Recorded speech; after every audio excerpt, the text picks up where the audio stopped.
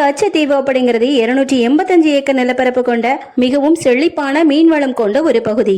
இந்த கச்சத்தீவு எப்படி உருவாச்சதுன்னு பாத்தீங்கன்னா, இமயமலையை கூட புதிதாக உருவான மலைன்னு நாம சொல்றோம். ஒவ்வொரு கடல் கொள்கள் பெரிய புயல்கள் வரும்போது மழை பூகம்பங்களால் பாதிக்கப்பட்டு அப்போ சில மலைகள் உருவாகுது.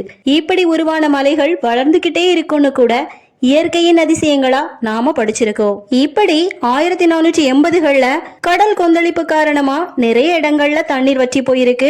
நிறைய இடங்கள்ல தண்ணீர் பெருக்கெடுத்து ஓடி இருக்கு.